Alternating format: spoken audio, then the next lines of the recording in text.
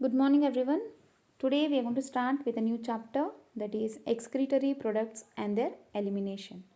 So, in this chapter, we'll be discussing the 8 important subtopics. Those are human excretory system, urine formation, function of the tubules, mechanism of concentration of the filtrate, regulation of kidney function, micturition, role of other organs in excretion, and disorders of the excretory system.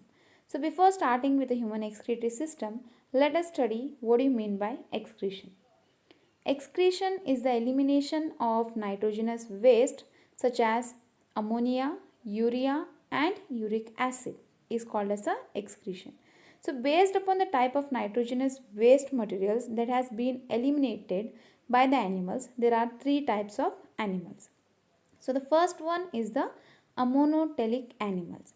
So what do you mean by ammonotelic animals means the animals which excrete ammonia as nitrogenous waste are called ammonotelic animals. So ammonia is highly toxic and it is soluble in water. So the elimination of ammonia require large amount of water. So what are the examples of these ammonotelic animals means? So these are going to include all the aquatic invertebrates, bony fishes, tadpoles and etc. So ammonotelic animals means the animals which are going to excrete the ammonia as their nitrogenous waste. And the examples are the all aquatic invertebrates, fishes, tadpoles, etc. So next coming to the ureotelic animals. So what do you mean by ureotelic animals means the animals which excrete urea as nitrogenous waste are called as the ureotelic animals. In man, urea is produced in the liver by the process called ornithine cycle. Urea is less toxic compared to the ammonia and it is also soluble in water.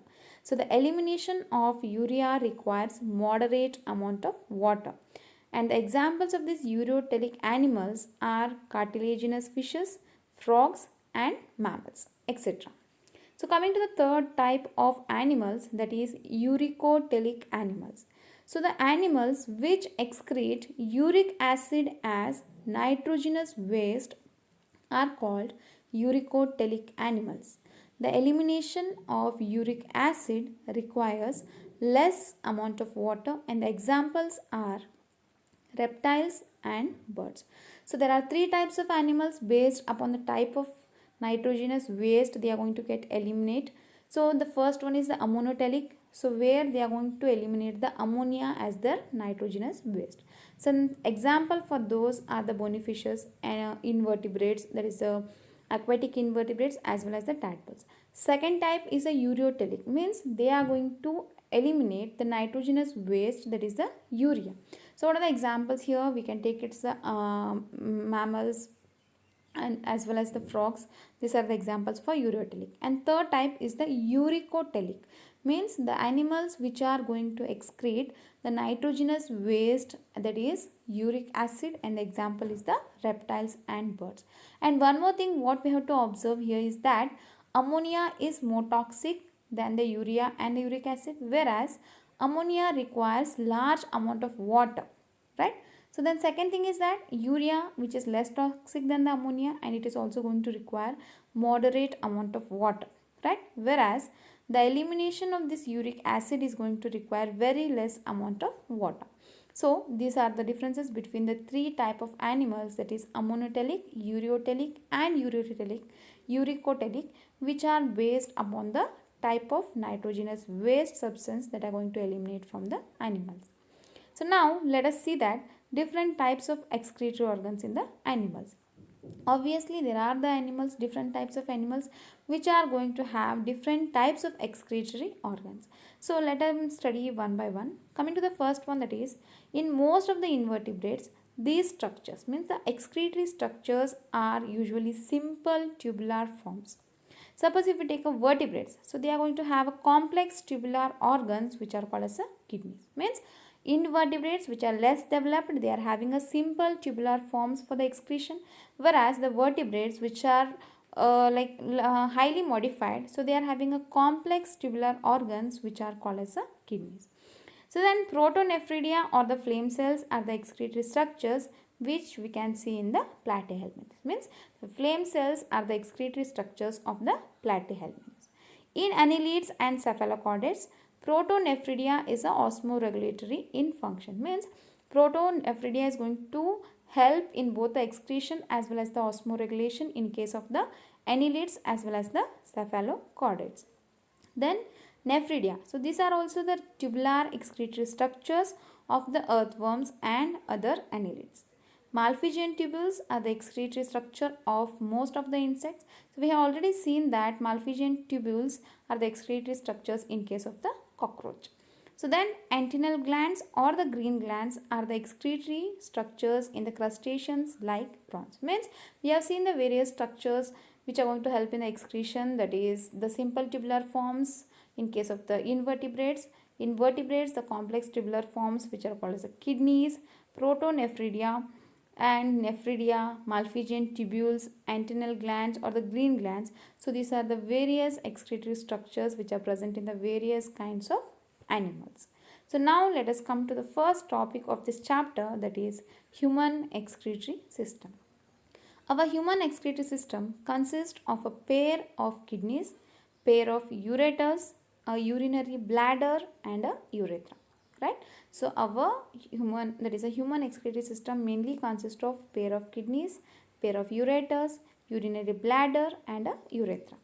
So usually the kidneys are reddish brown in color and the shape of the kidneys is bean shaped, right? So kidneys are reddish brown bean shaped structures. So then where they are situated? So kidneys are situated at the last thoracic and third lumbar vertebra, which is close to the dorsal inner wall of the abdominal cavity. So each kidney is going to measure 10 to 12 centimeter in length. So the length of the kidney is 10 to 12 centimeter, whereas the width of the kidney is 5 to 7 centimeter, and it is having 2 to 3 centimeter of thickness, and they are going to weigh about 120 to 170 grams in adults. Means every kidney is going to measure 10 to 12 centimeter in length, 5 to 7 centimeter in width, 2 to 3 centimeter in thickness, and they are going to weigh about 120 to 170 grams in the adults. So now the inner concave surface, which is facing the vertebral column, has a notch, and that notch is called as a hilum. So through this hilum, the ureter, blood vessels and the nerves are going to enter, right? So the concave surface, which is facing the vertebral column, it is having a notch which is called as a hilum. So through this, the ureter, blood vessels and the nerves are going to enter. Inner to the hilum, there is a broad funnel shaped space, and that broad funnel shaped space is called as a renal pelvis with the projections called as a calyces, right? So the broad funnel shaped space which is present inner to the hilum is called as renal pelvis, and this renal pelvis is having projections which are called as a calyces. The outer layer of the kidney is enclosed by a tough capsule which is called as a renal capsule. So the kidney is covered by a protective layer which is called as a renal capsule. Inside the kidney there are two zones, namely the outer cortex and an inner medulla. So obviously the inner part of the zones is called as a medulla, and the outer layer of the zone is called as a cortex. So the medulla is again divided into a few conical structures, and these conical structures are called as a renal pyramids which are projecting into the calyces, right? So inside the kidney there are two zones. The inner zone is called as medulla and the outer zone is called as cortex. Again the inner zone is having a few conical structures which are called as a renal pyramids, and they are going to project into the calyces. The cortex ends in between the medullary pyramids or the renal pyramids as renal columns called as a columns of Bertini. Each kidney has nearly 1 million complex tubular structures which are called as nephrons, and generally nephrons are called as functional units of the kidney. So now let us see the structure of this human excretory system. So here you can see the structure of a human excretory system as well as the section through the kidney. So in the human excretory system, we can see the various parts such as the adrenal gland which are present at the top of the kidneys. Then you can see the artery and vein which are called as the renal artery and the renal vein which are going to provide the blood. So then there are two kidneys, then dorsal aorta, ureter, urinary bladder, urethra. Then again we can see the sections inside the kidney, that is pelvis, medulla, cortex, and also we can see the inferior vena cava, right? So I had said you that human excretory system consists of a pair of kidneys. So you can see there are two kidneys, there are two ureters. So they are joined to a urinary bladder. From there they are going to come out through the urethra, right? So here you can also see the section through the kidney. So inside the kidney, as I said you, there is a renal artery and renal vein. So there is a renal pelvis. So then medullary pyramid, renal column, cortex, renal capsule, as well as the ureter. So these are the various parts which we can see in the structure of a human excretory system as well as the section through our kidney. So now let us study the structure of a nephron. So here you are going to see the structure of the nephron. So this is how the structure of nephron looks like. And what are the various parts which are present in the nephron? That is afferent arteriole,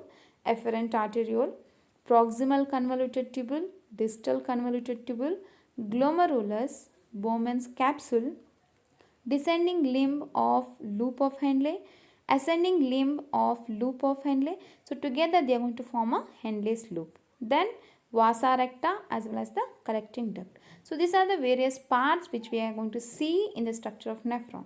So now let us study what are the functions of these different parts of the nephron. Nephrons are the structural and functional units of excretory system.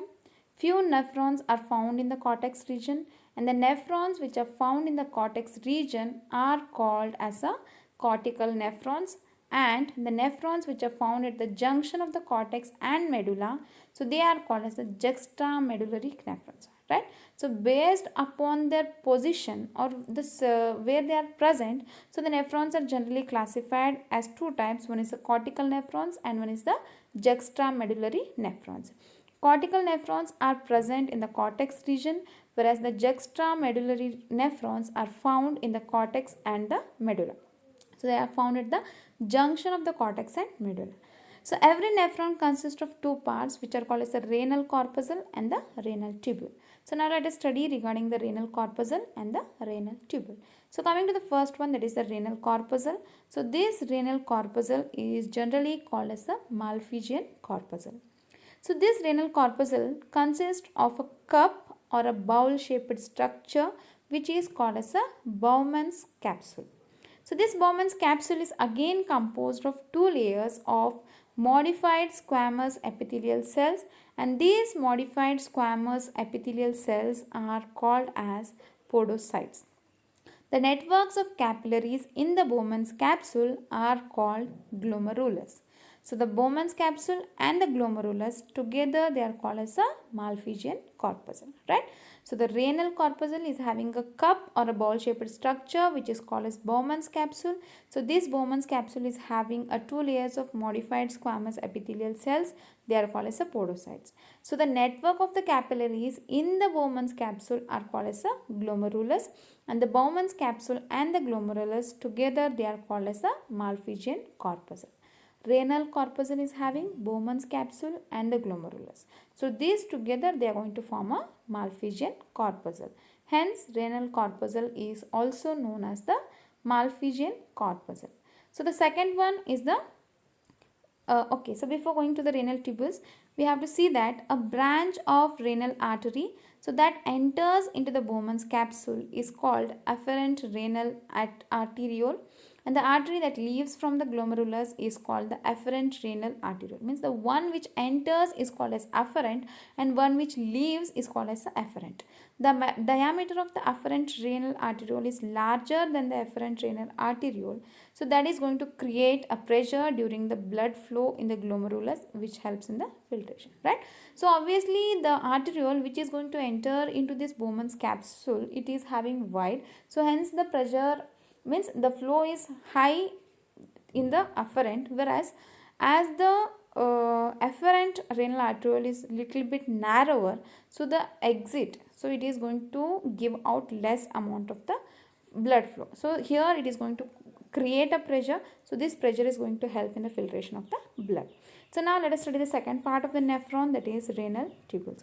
Again, the renal tubule consists of a proximal convoluted tubule, distal convoluted tubule, Henle's loop, and the peritubular capillaries. So now let us study what are these various proximal convoluted tubules, distal convoluted tubules, Henle's loop, and the peritubular capillaries.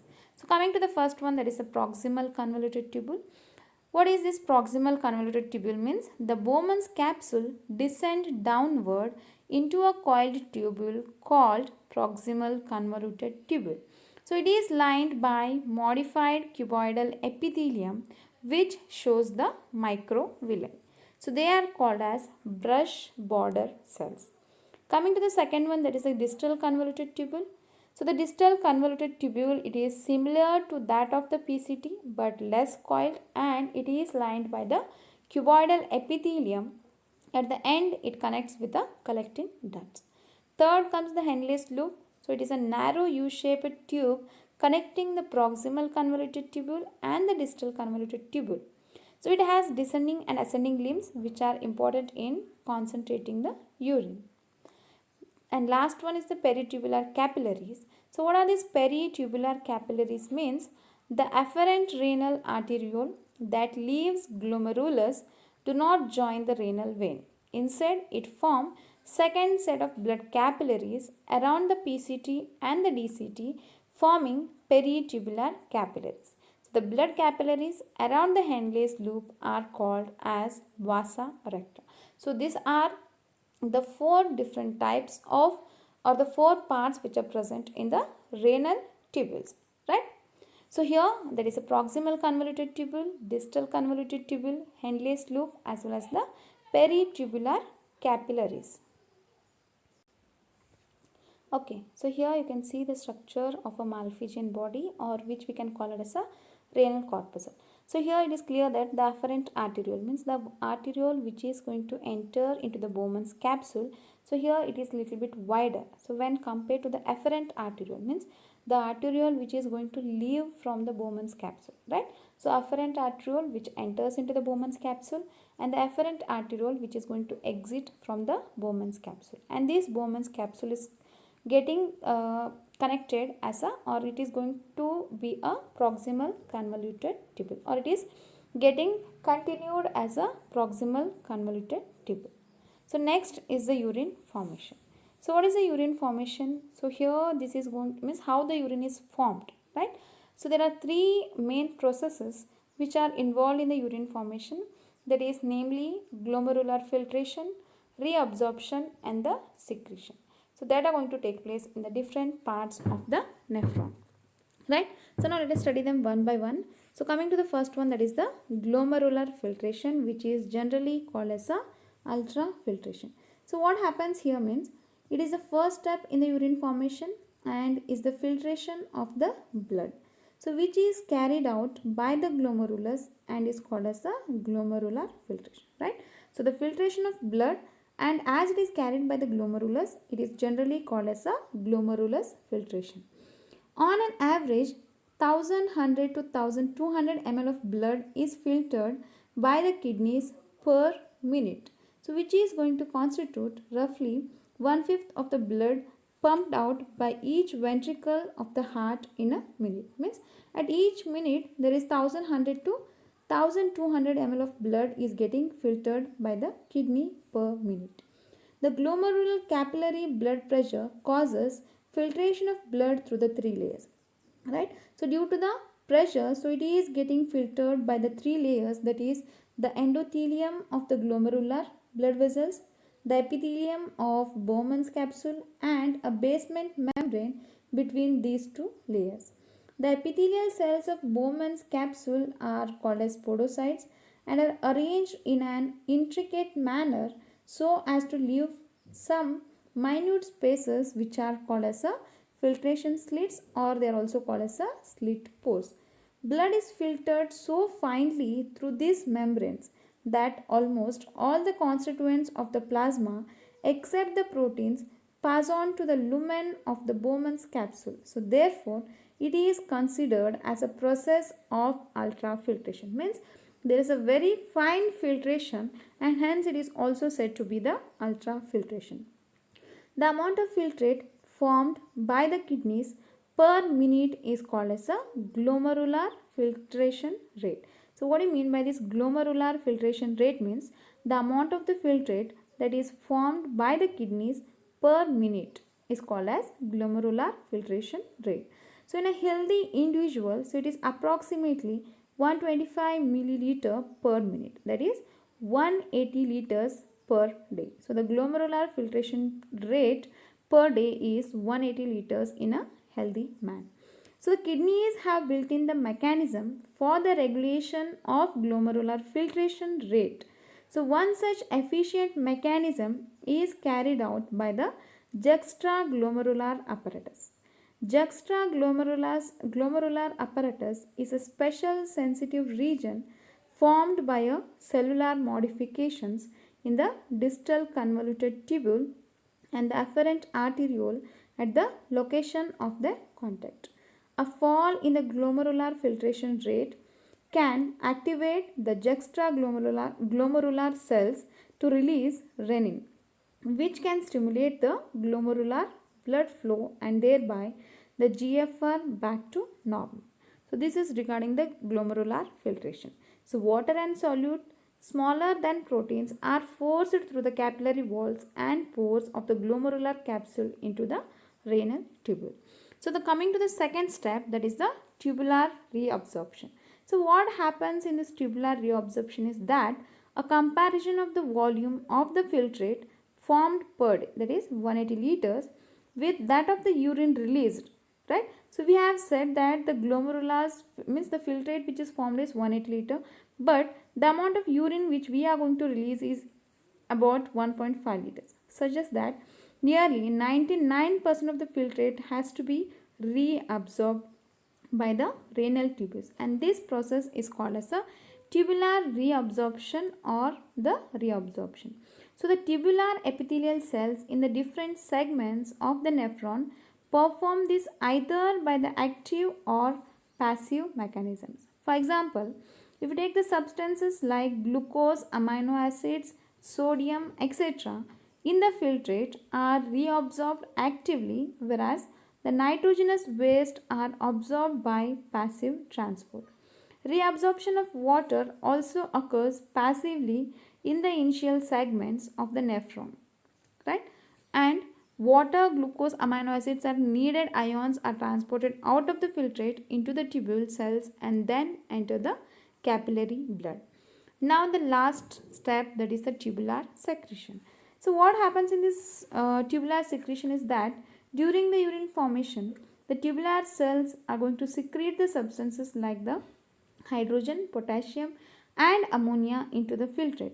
So tubular secretion is also an important step in urine formation as it helps in maintenance of ionic and acid-base balance of the body fluids. So this is how the three steps are involved in the urine formation, that is the glomerular filtration, tubular reabsorption as well as the tubular secretion, right?